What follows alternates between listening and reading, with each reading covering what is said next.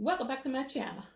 Today I got Ben and Jerry salted caramel. I'm gonna try that today. I ain't did no dessert one. Can y'all see? Yeah. It's supposed to have a caramel core. Vermont finest. Ben and Jerry makes some good ice cream. It's a Ben and Jerry in North Carolina, South Carolina, Calvin. Which one is it? There's one in Williamsburg. North Carolina, yeah. I think the Ben and Jerry in Williamsburg gone. One of them gone in Williamsburg. Oh, I got my daughter and my husband with me today. Look, y'all. Look at how it look. Don't it look good? It might sing you. So you better not eat too much of it because it might just sing you. But I thought about doing a dessert on here on camera and see how it tastes. I ain't telling you how many calories it is. I'm gonna do that rest of them do. This my cheat day. This my cheat day. Nope, because I ain't on no certain program. This ain't no cheat day. This is what I'm gonna eat today. I ain't gonna tell you a lie. This is what I'm gonna eat. I want some. I'm gonna get me some. You know, I was an ice cream freak. Eat up some ice cream. Now I'm doing good with ice cream. I used to turn up some ice cream and good old ice cream. Let's pray. You pray yet? I don't know what it is, but my husband, he used to ask me, Bobby, why you praying on tater chips? Or why you praying on stuff like that? Okay. Man had his hands in this, they had a hand in the other stuff we praying over. Right? You don't know what sin coming out the company. Better pray. I'm crying about rich.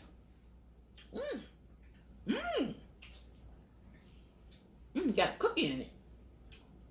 Oh, it's good. Which one tastes better? Which one? Oreo or that? This. This tastes much richer than Oreo. Now Oreo good, but this here right here, let me show it to y'all. Y'all look at it. Y'all look at this caramel on the inside.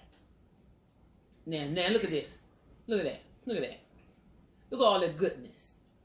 Oh yeah, you won't eat a lot of this. Oh, you know something? I have not had. Oh my goodness, I can't believe it. It tastes like sugar 50 times over. Really? At first I couldn't tell. It tastes like sugar 50 times over. It is, it is sweet. This is how it tastes. It didn't taste like this back in the day. But when you go without it, and you get some, oh, this is a big difference than Briar's ice cream. I ain't know no different because I was eating it all the time. But when you don't eat it, then eat it. Oh my goodness. It's good though. You did this thing, Ben and Jerry. I like Ben and Jerry better than Hawk and Dodge. I don't like them. Hawk and Dodge, I can't. Hawk and Dodge. Hawk and Dodge didn't fail. They failed. I thought it was just Calvin. He's talking so. I think with Hawk and Dodge, she had a little pant of Hawk and Dodge. It don't even taste the same no more.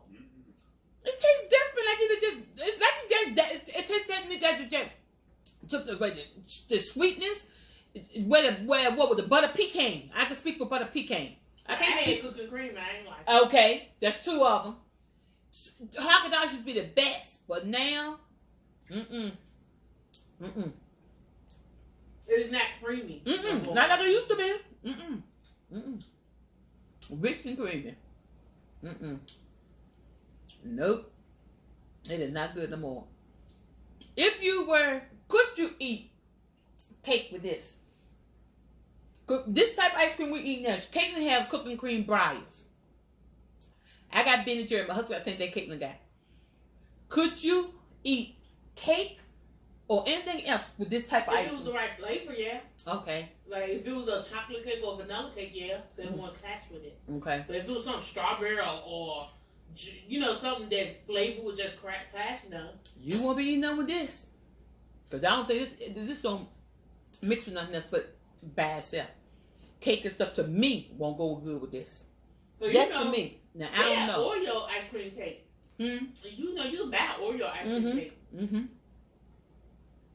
Now I don't think it go good with tater chips. With this, I'm eating a tater chip a net. Tater chips might go good with it. I don't know. But I'm tell you one thing. Get you some Lay's plain and some vanilla ice cream. Whatever kind you like. And you talking about some goodness. Oh my goodness. Lay's plain and vanilla ice cream, or you get butter pecan. That's good. I don't know what it is about them Lay's crispy plain chips, but it's good with ice cream. I'd rather have it with ice cream than cake. I ain't no big cake and ice cream person. I don't really care what they talking about. Katie was what that picture? Katie was looking at a picture. It was a documentation movie. It was like a docu series called Obsessed. Okay. I want Katie to share this with y'all. Tell you what kind of world we're living in. It was this woman. I remember all clear the name. She got her dad had died when she was young, so she said her mama raised her basically on her own because she was very young when her dad passed. And she said her mama grew up like best friends. She said she was best friends with her mama. Oh, that's so sweet. She said that when she met this mate. Well, she was in high school. So he wasn't a man yet. But she was in a diner with her friends, and he came in here with his little brother, and he invited her to go to the movies with them. And she said she saw the way that he looked after his little brother, and she said she felt like he would be a good family man. So they eventually got married and had kids. But he started beating them. He was beating on her, and she said he started back separate. She said she never really had a lot of friends because, like I said, her mom was best friends. But she said that he started controlling, like her mama couldn't come over when he wasn't there. He had to decide when she was there and all that stuff. She wasn't allowed there when he wasn't there. And he was beating her, but his beating stopped escalating. So it's like what she used to could hide and all this stuff. It was so excessive and all the time she couldn't have it anymore. So when her mama came over, her mama was like, she told her she needed to leave him and all this other stuff. But what made her leave was they had 3 kids, and the oldest was a girl. She was in school. She did something at school that made her get suspended, and she said she knew when she had to tell her husband, she knew that he was going to try to do something to her. He beat the kids too? I don't think he had to that point, but she knew that would have just pushed him over the edge. Okay. And she said, because when he got home, he had it fixed. He knew if somebody came there. He knew if she left and all that stuff. Really? He came home. He said, I know you've been somewhere. And she was like, yeah. He started hitting her. And she was like, she had to tell him. She said, I had to go to school to pick their daughter up. And he said, why? When she told him that she got suspended, he said, go get her. And she said no. And she said she had never in her life told him no. She said she don't know where that came from, but she said no. He said, well, do you want to take her beating for her? And she said yes. Oh, so he beat her. But that next day she left. Because she said she knew that at that point he was going to start on the kids. Yeah. So she left and went to her mama's house. And she went to the police department and tried to get an order of protection and all the other stuff. And they gave her an order of protection and they put her in like a shelter. Okay. But every shelter she went to, he found her.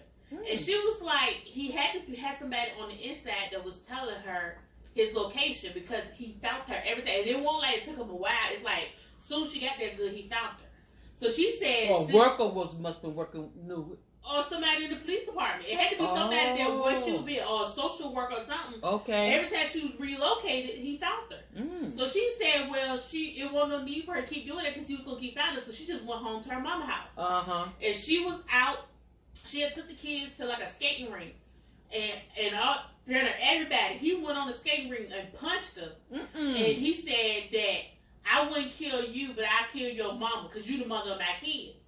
So she went home and she told her mama, and her mama was like, if he kill me, that'll be all right. She said, at least I know that you and your kids safe because he'll be in jail for killing me. And A little while later, he showed up at the house with a gun.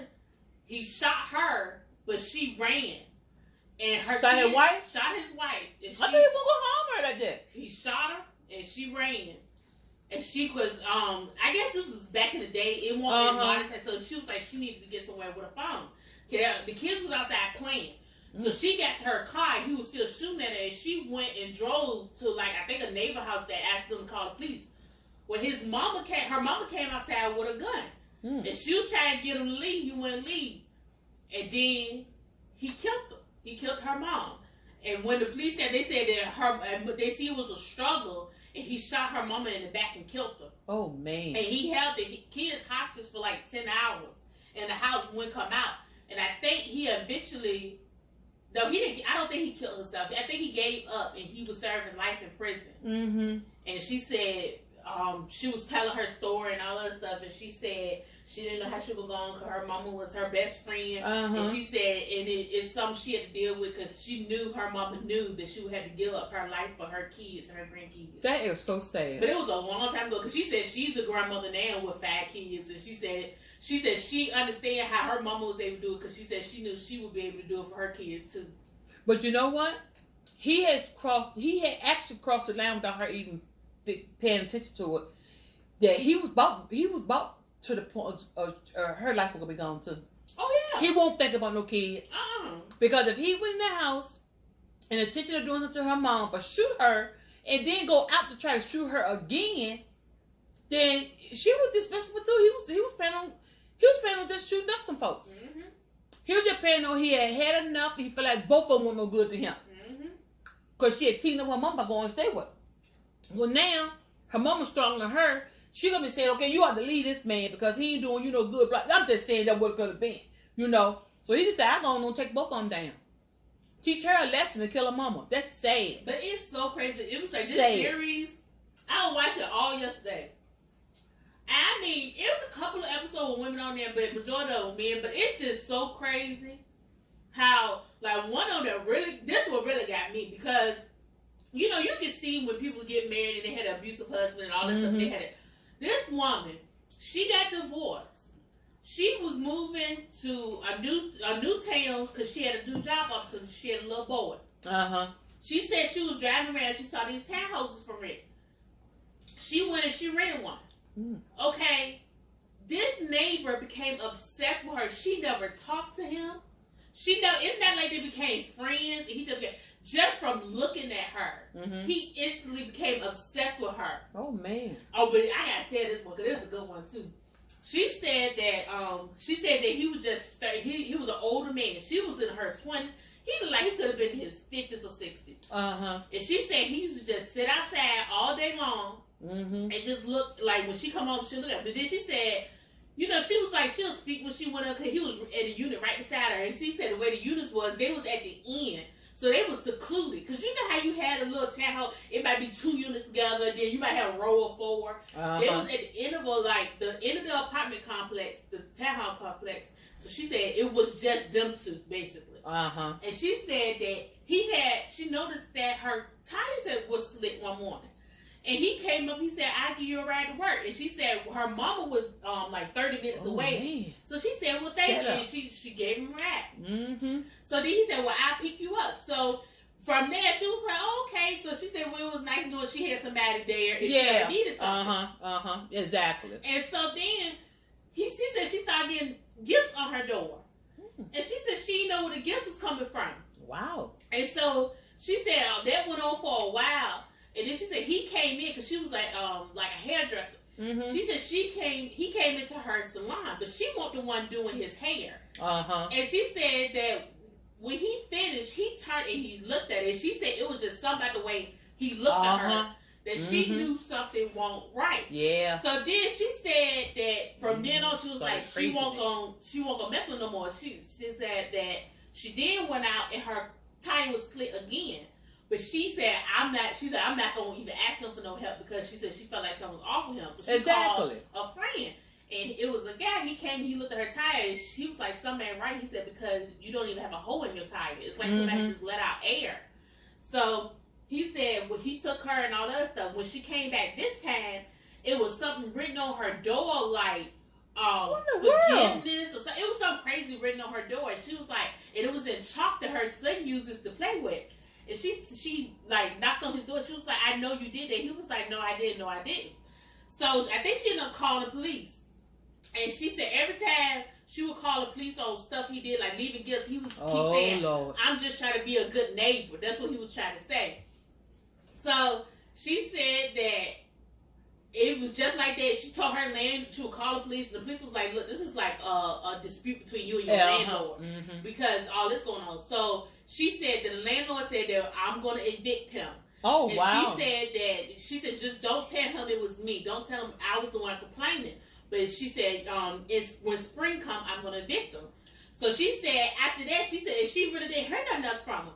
And she said that she went somewhere for the holidays, and when she came back, she would unload her stuff. And she said that she knew she had left the keys in the door, but when she went back, the keys was gone. Come on, y'all. But she said that she didn't even think nothing else of it. She thought maybe she just placed it somewhere else. But she said she could have swore she left it there, but she was like maybe she was, in a rush, and she did. She said she forgot all about it. So she said a little while later, she said she was waiting. She heard something in her hallway, and she woke up, and he was standing in her room.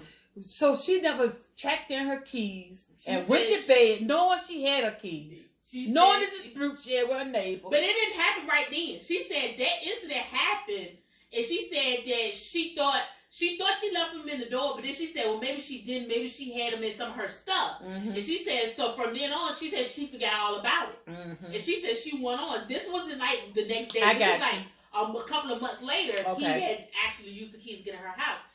She said he attacked her. She attacked her. He was he hit her over the head. Oh my God. She was trying to get away. It was blood everywhere. She had went down the stairs, and she said that she heard her son start calling her. So I guess he was 4 years old. So he started coming downstairs. She said, go back in your room because he broke in and all this other stuff. So when that happened, he pulled out a gun. And he put it to her head. And she said she just started praying. She was like, Lord, please don't let him kill me. And he shot in a jam. He took it to the floor. Like he moved it from her head to the floor. And when he fired, it fired. He put it back to her head. And it won't fire. And it jammed. What? He put it back to the floor and it fired. That was God. And she said she knows. She said, can't nobody convince her. She said she knows the angel right there with her. She said because they said he tried it 3 or 4 times to shoot her in the face. And it jammed every time. She said she was still praying as he was doing that. She said next thing you know, he picked up the phone to call the police and said that you need to send an ambulance because she got a head injury. And they said, who did it? He said, I did it. She said he walked out the door. Oh my goodness. He was actually going to kill her. And I think he killed himself. He didn't never get rid. He killed himself. He did. He killed himself. Because he got scared. Because he didn't know what was going on. He felt a higher power. Yeah. Now, come on now, y'all. Y'all know that had to been God. Because that gun went off on the floor. Could have went off when he stuck it to her head. Yeah. It wasn't her time. That's why I said, if you could tell when it's not a person's time, and you could tell when people rush themselves away or whatever, that had been God. If he couldn't open up his eyes from that, and you know what, it probably put him to a level of stress that it scared him so bad that he couldn't do nothing but turn his own self. He knew he was going to jail anyway. He probably didn't want to go to jail no way. He ordered trying to kill somebody. Number one, you know what I'm saying? I'm telling you, this what Caitlin shared is all about abuse. I went online a long time back, and they had this little survey question, and if you answer just one, you are in an abusive relationship, and it's sad to say that many people are losing their life behind abuse at the hands of someone that's angry and latches out and can't control themselves. Those are the ones that don't want therapy. Those are the ones that don't think nothing's wrong with them. Those are the ones that need some medicine or need something to calm them down. And they need the Lord. So I had not thought about it this way. But I'm going to tell you this right now. I have seen a lot and I heard a lot. But if someone actually told that story or you saw it, that you keep turning the gun and only fire when you find away from somebody, and then you know God had to have a hand in that. So you know that was she was just blessed. A lot of people wasn't, their story didn't end like that. Mm-hmm. There are a lot of people's story end totally different, and they lost their lives behind it, their life and someone else's life. And I tell you, because Caitlin look at a whole lot of stuff, and when she tells a story, she verbatim, she tell it just like she's seen it, just like she heard it and everything. But if you are in a abusive relationship today, and you happen to be looking at this video, find shelter. If you got to go somewhere that don't nobody know you, I know it's not easy to jump up and go, and I don't care if you got kids. Don't let the children keep you there. You got to find shelter. You got to find a place of peace, a place of refuge, of safety, that no one will harm you, no matter who that person is in your life. So I enjoyed that she shared this with us today on Sit and Talk. And it's sad, but it's real. So keep your eyes open, keep looking up. They tell me, look over your shoulder, look over your head, look over everywhere. Look, pay attention. I enjoyed it, and y'all take care.